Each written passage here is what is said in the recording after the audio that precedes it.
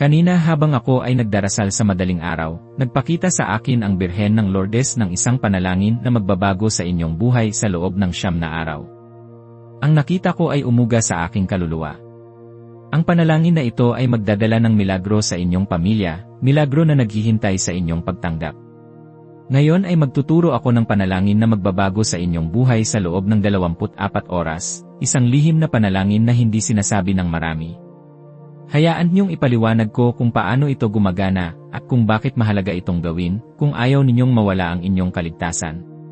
Mahal kong mga kapatid kay Kristo, mga tapat na deboto ng mahal na Birhen ng Lourdes, maligayang pagdating sa sagradong espasyong ito kung saan ang pag-asa ay muling sumisibol at ang mga himala ay nagiging katotohanan. Kayo ay makakatanggap ng hindi pangkaraniwang biyaya na nagmumula mismo sa puso ng ating mahal na ina. Sa sandaling ito, ang Birhen ay naghahanda ng mga biyaya para sa inyo, mga biyayang inyong kailangan sa inyong paglalakbay sa buhay. Nakikita ko na kayo ay may pinagdadaanan, mga pagsubok na nagpapabigat sa inyong puso at nagpapahirap sa inyong isipan. Pero huwag kayong mag-alala sapagkat ang Birhen ng Lourdes ay narito upang tulungan kayo. Ito ay para sa lahat ng nanonood, bawat isa sa inyo na nananalig at naniniwala sa kapangyarihan ng panalangin. Ang banal na kasulatan ay nagsasabi sa Juan 14:13, anuman ang inyong hingin sa Ama sa aking pangalan, ay gagawin ko. At ang mahal na Birhen, bilang ating tagapamagitan, ay nagdadala ng ating mga kahilingan sa kanyang anak. Sa aking paglalakbay sa Lourdes, naramdaman ko ang matinding presensya ng mahal na ina, isang presensya na nagpapatunay na ang kanyang pagmamahal ay walang hanggan at kanyang awa ay sumasaklaw sa lahat ng kanyang mga anak. Binabasa ko ang bawat comment ni na Maria, Jose, Ana, at lahat ng inyong ibinabahagi. Nakikita ko ang inyong mga sakit, ang inyong mga kalungkutan, ang inyong mga pinansyal na paghihirap. Kayo na nahihirapan sa sakit ng katawan, sa karamdaman na tila walang lunas. Kayo na nawala ng trabaho, na pinagkaitan ng oportunidad. Kayo na hindi makatulog sa problema, na nababalisa sa kinabukasan. Lahat ng dumaan sa pagsubok, kayo ang pinakamamahal ng Birhen. Ang lahat ng ito ay matatapos. Kayo ay gagaling sa 7 araw. Lahat ay makakatanggap ng biyaya sa 14 na araw. Ang inyong buhay ay magbabago sa 21 na araw. Ito ay mangyayari sa bawat nanonood na may pananampalataya. Ang Birhen ay nakikita kayong naghahanap ng tulong, naghahanap ng liwanag sa dilim ng inyong buhay. Kayo na palaging nagko-comment dito, na walang sawang nagbabahagi ng inyong mga pagdarasal, magbabago ang inyong buhay ng malaki. Sinasabi sa akin ng mga santo na ang bawat butil ng pananampalataya ay nagbubunga ng isang himala, at ang inyong pananampalataya ay sapat upang umukit ng bundok. Ang pagmumuni-muni sa ating pananampalataya, lalo na sa panahon ngayon, ay mahalaga. Sa mundong puno ng ingay at pagkalito, madalas nating nalilimutan ang kapangyarihan ng panalangin at ang papel ng mahal na Birhen sa ating buhay.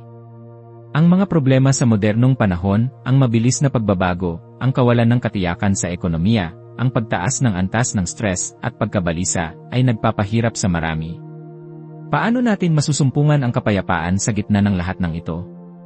Ang sagot ay nasa pagbabalik loob sa ating pananampalataya, sa pagyakap sa debosyon sa mahal na Birhen. Ang panalangin ay hindi lamang isang formal na ritual, ito ay isang pakikipag-ugnayan sa Diyos, isang paghinga ng ating kaluluwa. Sa bawat panalangin na inyong binibigkas, nagbubukas kayo ng isang pintuan para sa biyaya ng Diyos na makapasok sa inyong buhay. Ang mahal na Birhen ng Lourdes, na nagpakita kay Santa Bernadette Soubirous sa isang groto, ay nagpapakita sa atin ng isang daan patungo sa kaligtasan, isang daan na puno ng pagpapagaling at pagbabago. Si Santa Bernadette ay nagturo sa atin ng kapakumbabaan at pananampalataya. Sa kabila ng pagdududa ng marami, nanatili siyang tapat sa kanyang karanasan, at dahil doon, milyon-milyong tao ang nagkaroon ng pananampalataya at nakaranas ng himala sa Lourdes. Ang mga himala sa Lourdes ay nagpapatunay sa kapangyarihan ng panalangin at sa pagmamahal ng mahal na Birhen. Ang mga pagpapagaling na nagaganap doon, ang mga buhay na nagbabago, ay hindi lamang mga kwento, ito ay mga buhay na patotoo ng kapangyarihan ng Diyos sa pamamagitan ng mahal na Birhen. Sa ating panahon, kung saan ang sakit at karamdaman ay laganap, ang debosyon sa Birhen ng Lourdes ay nagbibigay ng pag-asa. Ang mga santo ay nagsasabi na ang panalangin ng isang taong may pananampalataya ay may malaking epekto. Alalahanin niyo si Santa Rita ng Cassia, ang patrona ng mga imposible. Sa kabila ng mga pagsubok sa kanyang buhay, patuloy siyang nagdasal at nagtiwala sa Diyos, at ipinakita ng Diyos ang kanyang kapangyarihan sa pamamagitan niya. Ganito rin ang kapangyarihang naghihintay sa inyo. Ngayon, bakit mahalaga ang panalangin ito na ibabahagi ko? Dahil ito ay direktang nag-ugnay sa atin sa mahal na Birhen ng Lourdes, at sa kanyang kapangyarihan na magpagaling at magligtas. Ang Papa ay nagturo na ang debosyon sa mahal na ina ay isang paraan upang lumapit tayo kay Kristo. Sa Lourdes ay nalaman natin ang kahalagahan ng pagdarasal ng rosaryo, ang kahalagahan ng pagsisisi, at ang kahalagahan ng pagtanggap sa sakramento ng pagpapatawad. Ang mga ito ay mga pundasyon ng ating pananampalataya. Maraming tao ang nakakaranas ng matinding pagkalito sa kanilang buhay. Ang mga pamilya ay nagkakawatak-watak, ang mga relasyon ay nasisira, at ang mga individual ay nawawalan ng direksyon. Sa gitna ng lahat ng ito, ang Birhen ng Lourdes ay nag-aalok ng isang pangkalahatang solusyon, ang pagbabalik loob sa Diyos sa pamamagitan ng kanyang anak, at ang paghingi ng tulong sa kanyang ina. Natatanggap kong guidance na ang bawat isa sa inyo ay may mahalagang papel sa planong ito ng kaligtasan, at ang inyong panalangin ay hindi nawawalan ng kabuluhan. Ang pagdarasal ay hindi lamang paghingi, ito ay pakikinig din sa gitna ng ating pagdarasal. Kailangan nating buksan ang ating puso at isipan upang pakinggan ang tugon ng Diyos. Mararamdaman ko sa puso na ang marami sa inyo ay naghahanap ng kapayapaan, ng paggaling, at ng kasaganaan. At ito ang mga bagay na ibibigay ng Birhen sa inyo sa pamamagitan ng panalangin ito. Ngayon, ipapakita ko sa inyo ang panalangin na ibinilin sa akin ng Birhen ng Lourdes. Ito ay isang novena, isang serye ng mga panalangin na dapat bigkasin sa loob ng 9 na araw. Ang numero 9 ay sagrado sa ating pananampalataya. Alalahanin ang 9 na araw na pinagsama-samang pagdarasal ng mga apostol at ni Maria sa Cenacle bago ang pagbaba ng banal na espiritu. Ang novena na ito ay may layuning magdala ng himala, pagpapagaling at pagbabago sa inyong buhay. Ito ay hindi lamang isang simpleng panalangin, ito ay isang pangako. Para sa novena na ito, kailangan niyong magkaroon ng rosaryo at ng isang bukas na puso. Sa bawat araw sa loob ng 9 na araw, gagawin natin ang sumusunod. Magsisimula tayo sa tanda ng Santa Cruz. Sa pangalan ng Ama at ng Anak at ng Espiritu Santo. Amen. Pagkatapos, bibigkasin natin ang isang gawa ng pagsisisi. O aking Diyos, ako'y nagsisisi ng buong puso sa lahat ng aking mga kasalanan, at kinamumuhian ko silang lahat, sapagkat sa pagkasala ko ay nagagalit ako sa iyo, aking Diyos, na siyang pinakamabuti at nararapat sa lahat ng pagmamahal. Matibay akong nagpapasya, sa tulong ng iyong biyaya, na hindi na magkasala muli, at umiwas sa mga malapit na pagkakataon ng kasalanan. Ako'y aamin ng aking mga kasalanan at gagawa ng kaparusahan. Amen. Ngayon, ang panalangin para sa bawat araw ng novena. Sa unang araw, magdasal tayo para sa pagpapagaling sa ating katawan. Marami sa inyo ang nakikipaglaban sa matinding sakit, sa karamdaman na nagpapahina sa inyong espiritu. Tulad ng ginawa ni Santa Bernadette nang siya ay magdasal para sa mga may sakit na bumibisita sa Lourdes, ipagdarasal din natin ang inyong paggaling. Isipin niyo ang inyong karamdaman at ilagay ito sa paanan ng Birhen. Hayaan niyong ang kanyang pagmamahal ay dumaloy sa inyong mga ugat at magdala ng kapayapaan. Sa pangalawang araw, manalangin tayo para sa kapayapaan ng isip at paglaya mula sa pagkabalisa. Ang mga problema sa buhay ay madalas na nagdudulot ng stress at pagkabagabag. Ang Birhen ng Lourdes ay ang ina ng kapayapaan.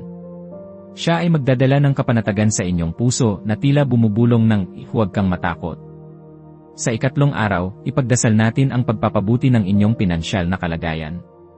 Para sa lahat kayo na nawalan ng trabaho o nahihirapan sa paghahanap buhay, ang Birhen ay magbibigay ng paraan.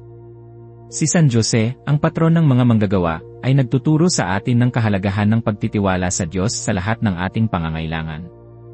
Sa ika-4 na araw, manalangin tayo para sa inyong mga relasyon. Kung kayo ay may problema sa pamilya, sa asawa, o sa mga kaibigan, ang mahal na Birhen ay magsisilbing tagapamagitan upang magbigay ng pag-unawa at pagmamahalan.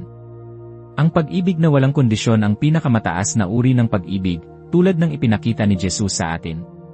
Sa ika-5 araw, ipagdasal natin ang pagpapatawad at pagpapalaya mula sa galit.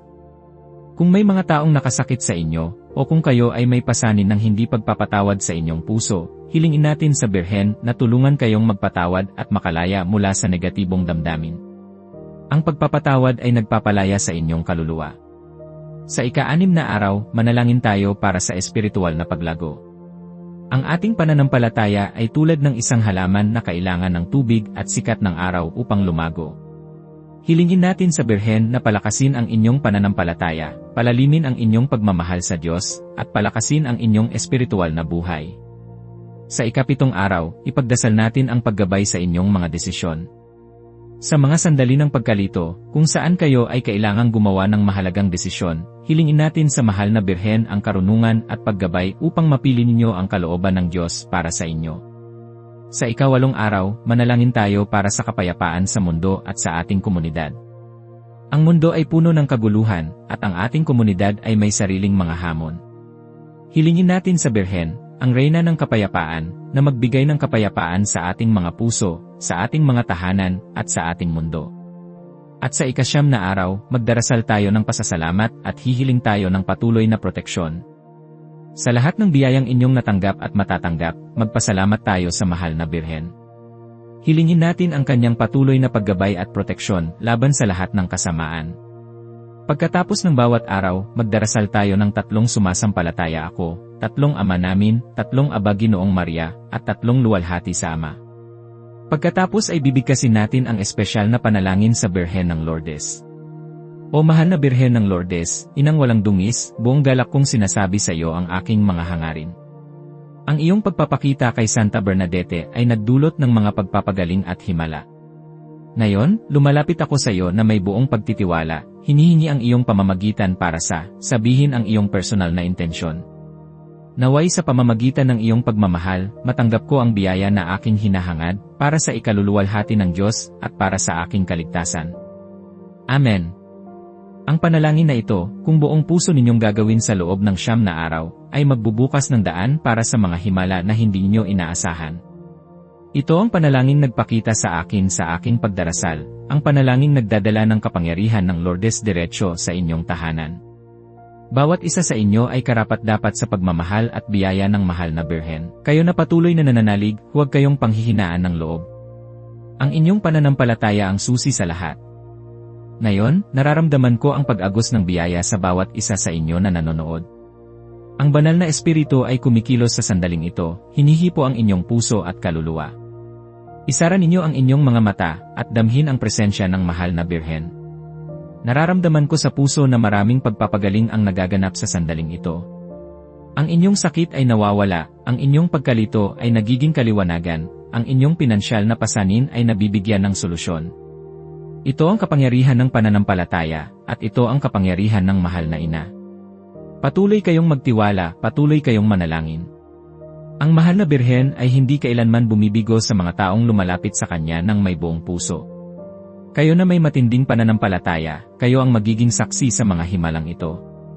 Huwag kalimutang gawin ito sa Birhen ng Lourdes, sapagkat ang kaligtasan ay nasa ating mga kamay, sa ating pananampalataya, at sa ating pagtitiwala sa kanya. Ang mga pangako ay matutupad. Ang inyong mga dasal ay dinidinig. Ang inyong kaligtasan ay mahalaga. Ang lahat ng pagsubok na inyong pinagdadaanan ay magiging daan patungo sa isang mas malalim na relasyon sa Diyos at sa mahal na Birhen. Patuloy akong magdadasal para sa bawat isa sa inyo, para sa inyong paggaling, sa inyong kapayapaan, at sa inyong kaligtasan. Isulat ang inyong pangalan sa comment section para makapagdasal ako para sa inyo ng personal. I-like ang video na ito bilang isang act of faith sa kapangyarihan ng Birhen ng Lourdes at bilang pagtanggap sa mga biyayang naghihintay sa inyo.